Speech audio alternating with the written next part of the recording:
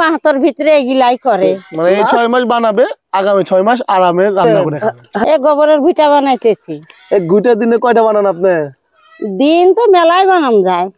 একদিনের গোবর দুই গরু তো দেখলাম 2টা মনে হয়। 2টা গরুরই গোবর মনে করেন 20টা 15টা হয় এরকম। 20টা দিয়ে কয়দিন হয় জাল দেওয়া যায়? তা তো 3-4 দিন দেওয়াই যায়।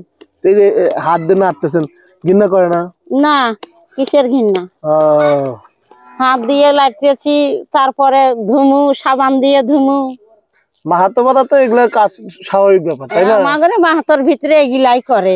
না শুধু মাহাতো না, যারা গরু টরু করে আমরা, তারা তো সবাই এগুলা তো নরমাল বিষয়, তাই না? না, যারা গরু করে অন্য জাতি তো বানায় না, শুধু এগুলা এখন কত শিখে আপনাদের সোজা বানাইতেছে, আমাদের মতন দেখা দেখি।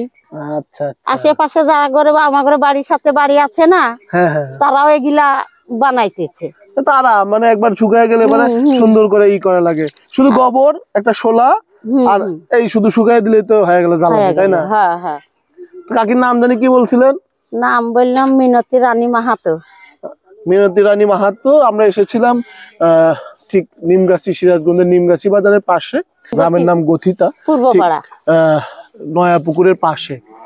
কাকি এই যে দেখেন বয়স হয়ে গেছে, তারপরেও তার যে কাজ, পারিবারিক যে কাজ, এটা কিন্তু কন্টিনিউ ভাবে করতে। মনে করেন আমরা বানাই, এখন বানায় থুইতেছি, আবার মনে করেন বর্ষাকাল আসবো না, বর্ষাকালে এটা আমরা থুয়ে রাখবো জাল দেওয়ার জন্য। আচ্ছা আচ্ছা।